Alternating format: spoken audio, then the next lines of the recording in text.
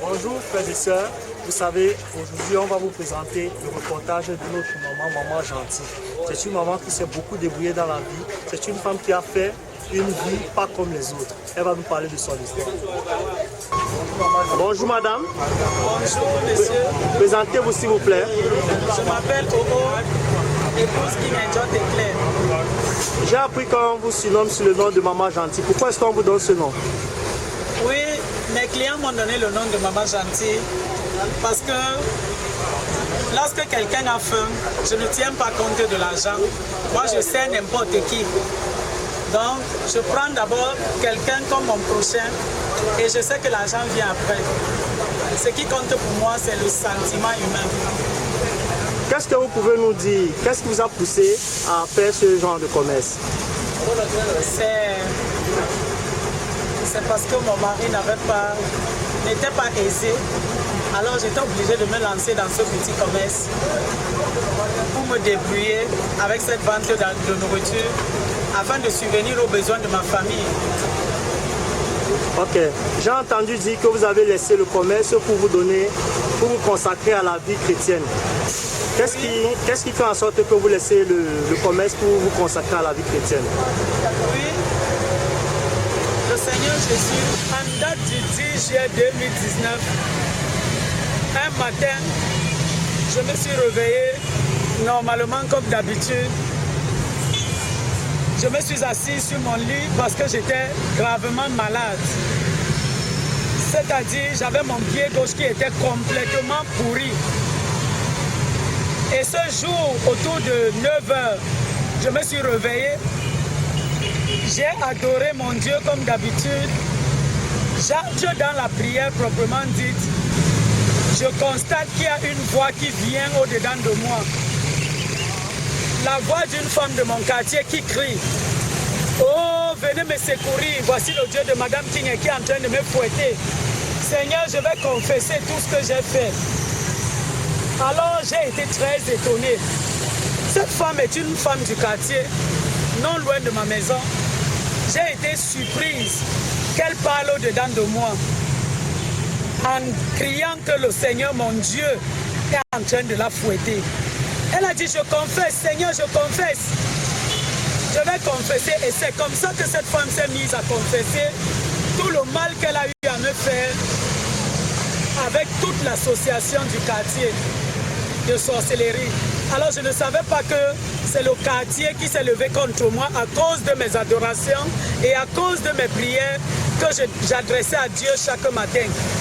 Alors pendant que le Seigneur Jésus l'a fouetté, il a donc expulsé de moi. Et j'ai entendu maintenant la voix du Seigneur Jésus lui-même qui dit: Madame King, je suis venue t'établir ce matin sur ton lit de maladie comme étant évangéliste et prophétesse internationale. Alors c'est comme ça que le Seigneur m'a donc établi. Et il a guéri mon pied. Il a guéri mon pied. Il m'a dit: ma fille, tous les médicaments que tu buvais là, ne les bois plus parce que les sorciers de ton quartier ont déjà mis main dessus. Alors c'est comme ça que je décide d'abandonner donc ces médicaments. Et j'ai dit: Seigneur, j'abandonne ce pied à toi afin que toi-même tu viennes mettre fin à mes souffrances, que tu finisses ce pied. Et c'est comme ça que mon pied a été guéri sans que je ne retourne à l'hôpital. Parce que là, je sortais de l'hôpital. Alors, le Seigneur m'a soumis à un jeûne de 40 jours. Il m'a dit: ma fille, comme tu vois, tu vas faire 40 jours sans manger aucune nourriture de marmite. Et c'est comme ça que je me suis soumise au jeûne. Lorsqu'il fallait que je mange, c'est le Seigneur qui appelait l'un de mes enfants de m'acheter un bout de pain. Parce que le Seigneur m'a dit: il ne peut pas me soumettre à un jeûne plus fort, plus dur que moi, parce que je suis une femme. Alors le jeûne qu'un homme peut faire, une femme ne peut pas le faire. Il était donc la seule personne qui pouvait demander à mes enfants d'aller m'acheter ce que je devais manger, comme un bout de pain, des petits gâteaux, jusqu'à ce que je finisse les 40 jours. Et lorsqu'il me restait 4 jours, Le Seigneur est venu me dire, ma fille, jour J-4. Et après 2 jours encore, à moins de 2 jours, le Seigneur me dit encore, ma fille, jour J-2. Jusqu'à ce que je termine ce jeûne de 40 jours. Sans manger aucun repas préparé, aucune nourriture venant d'une marmite. Alors après ce jeûne, il m'a dit, ma fille, il est temps que tu commences ton ministère. Et c'est comme ça que le Seigneur me dit ce jour, ma fille, tu n'es pas une vendeuse de nourriture, tu vaux mieux que ça. Et alors, je me suis mise au travail. Je lui ai dit, Seigneur, mais pourquoi est-ce que pour moi vient double? Tu me donnes une double bénédiction, tu me donnes un travail double. Tout ce que je vois dehors, c'est prophète, prophète, prophète. Et pourquoi est-ce que pour moi est différent? Tu m'as donné, tu m'établis comme évangéliste international, ensuite prophétesse internationale. C'est beaucoup de travail pour moi. Je lui dis, Seigneur, j'ai accepté ton appel, mais je ne connais pas prêcher. Je reconnais que je suis ancien d'église, à l'église NBC Cameroun. Je sais lire ma Bible, mais je ne peux pas prêcher. Alors, c'est ainsi que le Seigneur me dit, ma fille, s'il s'agit des prédications, s'il faut prêcher, ne regarde pas ça. Est-ce que tu crois que je suis la parole? J'ai dit oui, Seigneur, je crois que tu es la parole.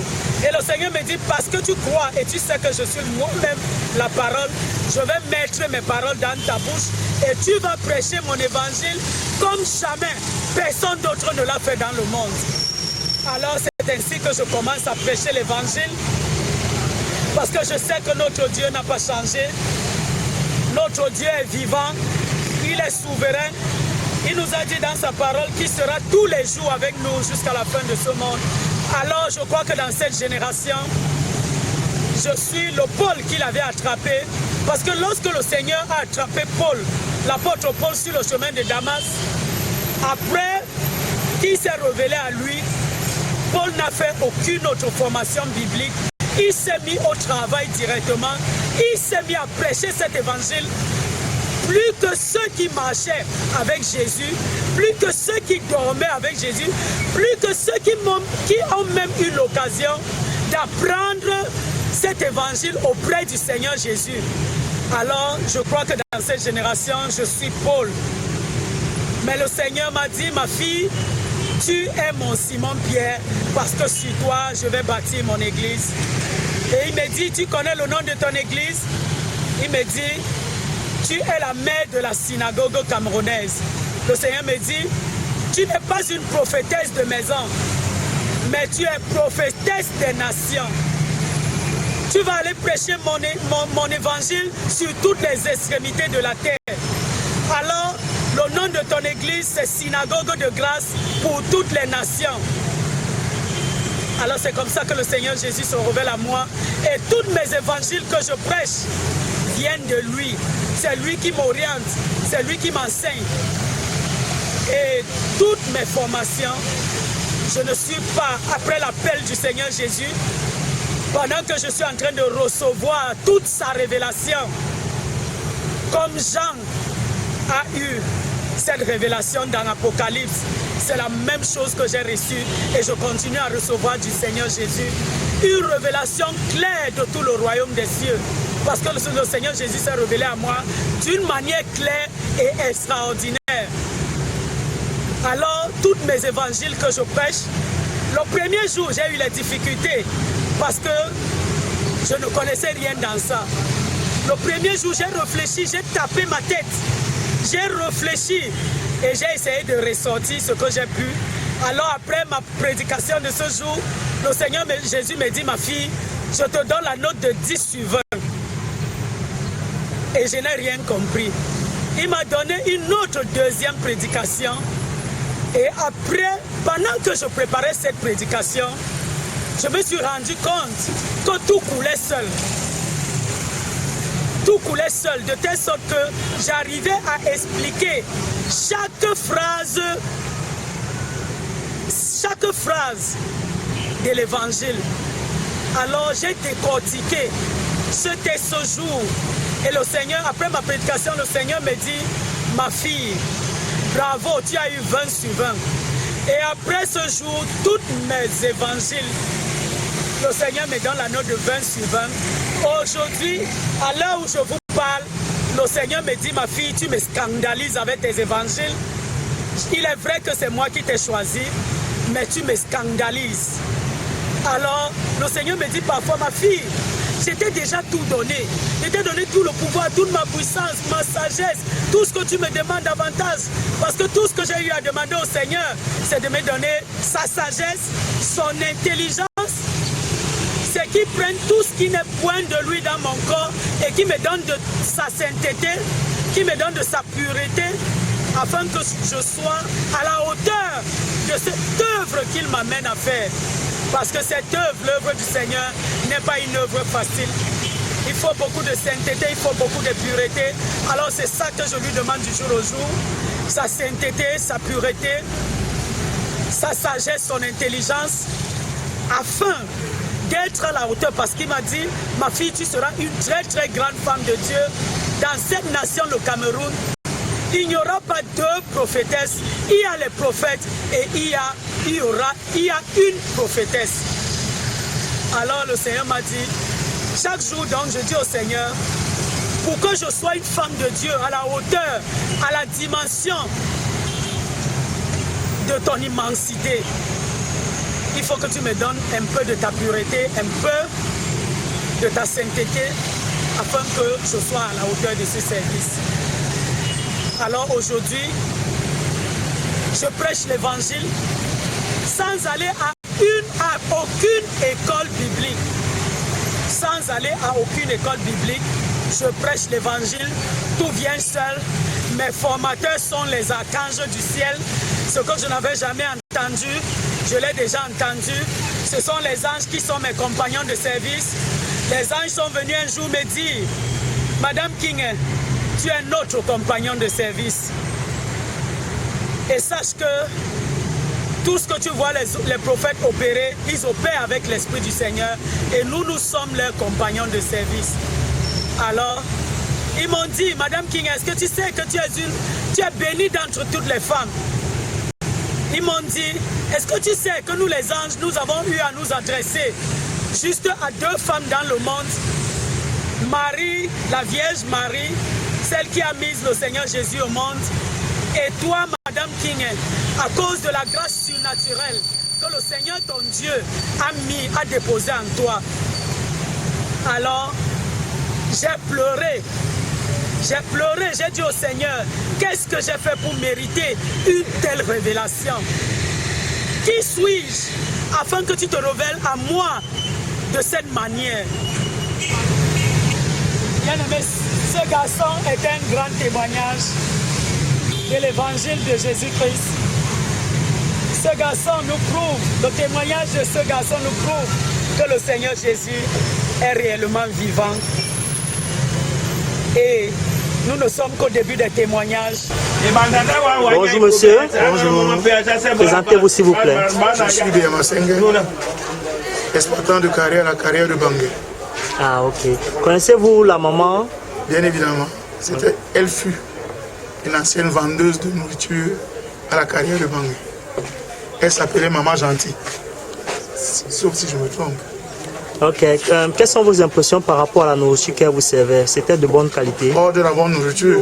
Bon, selon moi, de la bonne nourriture, puisque personne n'est mort en consommant sa nourriture. Donc, elle vendait de la bonne nourriture. En conclusion, ça veut dire que vous aurez voulu qu'elle reste toujours dans le domaine de... Oh, puisque la vie est une dynamique. Rester sur place veut dire qu'on n'avance pas. Si elle a changé, tout le monde change. Donc elle peut changer pour autre chose. Ce n'est qu'une dynamique. Ok, merci, bonne journée. Merci.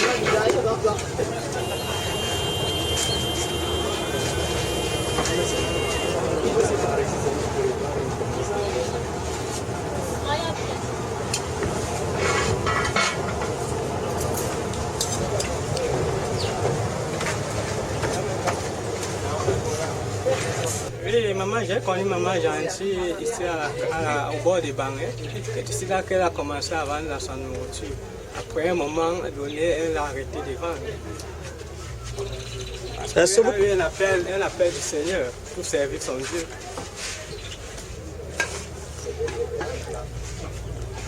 Quelles sont vos impressions par rapport à la nourriture qu'elle sert? Non, elle sait très bien, elle prépare très bien. C'est une femme très bonne. Tous au service de ses clients, quand tu viens, même si tu n'as pas de l'argent, elle n'a pas besoin de t'exiger de la donner de l'argent avant qu'elle te serve. Parce que c'est qu'il faut seulement être conscient pour que, après avoir eu de l'argent, tu viens la payer. Elle n'a pas besoin de remarquer un client pour donner de la nourriture. Ça veut dire que vous avez un bon témoignage pour elle alors? Oui. Ok, merci, bonne journée. Bon appétit. Vous venez d'écouter le témoignage et l'histoire de notre maman, Maman Pigney, qui est devenue la prophétesse Maman Pigney. Donc abonnez-vous dans notre chaîne YouTube pour pouvoir voir d'autres vidéos, les témoignages et les prédications qu'elle fera pour vous. Ok, abonnez-vous, soyez nombreux à nous écouter. Merci, bon travail. 1, verset 1 à 5. La Bible vient de nous dire qu'au commencement était la parole. Et la parole était avec Dieu et cette parole était Dieu lui-même. Alors, si cette parole est Dieu, pourquoi est-ce que le monde peut dire aujourd'hui, pourquoi est-ce qu'une certaine catégorie de personnes peuvent se lever pour dire que les miracles de Dieu ont cessé, les prodiges de Dieu ont cessé? Est-ce que cette parole a changé? Est-ce que c'est ce Dieu qui est dans cette parole qui a eu à changer? Mais la Bible me dit que notre Dieu n'a jamais changé. Il était le même depuis la création du monde. Et jusqu'à cette génération, notre Dieu reste le même. Et cette parole qui a créé toutes choses dès la création du monde, c'est la même parole que nous continuons à prêcher aujourd'hui. C'est la même parole que nous continuons à écouter des hommes de Dieu, des femmes de Dieu aujourd'hui. Mais pourquoi est-ce que certaines catégories de personnes peuvent dire que cette parole ne peut plus opérer le miracle? Bien aimé, le miracle est dans cette parole. Parce que Dieu lui-même est dans cette parole. Cette parole porte le pouvoir, la puissance de Dieu, son autorité. Alors si cette parole contient la puissance, la puissance, le pouvoir et l'autorité de Dieu, sachant que cette parole continue à opérer le miracle, cette parole continue à créer les choses qui n'existaient pas. Cette parole, parce qu'en elle il y a la vie, cette parole continue à donner la vie là où il n'y avait pas la vie. Et cette vie est venue dans le monde et le monde ne l'a pas reconnue. Notre Seigneur est vivant. Cette parole, c'est notre Seigneur, c'est notre Dieu. Parce que c'est lui qui a créé toutes choses dès le commencement du monde. C'est lui qui a même bien voulu créer l'homme à son image et à sa ressemblance. Mais comment est-ce qu'aujourd'hui, dans cette génération, l'homme peut juger son créateur? Pourquoi est-ce que l'homme peut juger son créateur?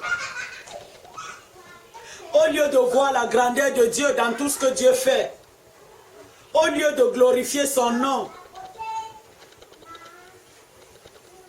le monde continue à le méconnaître en tant que créateur. Le monde préfère glorifier le diable que de glorifier leur Dieu. Le monde continue à mépriser le Seigneur et à glorifier le diable. Mais qu'est-ce que le diable a fait? Ma Bible me dit que le diable n'a rien fait depuis la création du monde jusqu'à cette génération. De Genèse à Apocalypse, tout ce que la Bible m'apprend ou ma Bible me montre, c'est que le rôle du diable, c'est de venir voler, détruire et égorger. Mais comment est-ce qu'aujourd'hui, c'est le diable que le monde peut célébrer? Au lieu de célébrer le Dieu qui a créé les cieux et la terre, au lieu de célébrer le Dieu qui détient cette parole, qui peut opérer toutes choses, le monde continue à mépriser la puissance de Dieu. Le monde continue à juger notre Dieu, notre Créateur.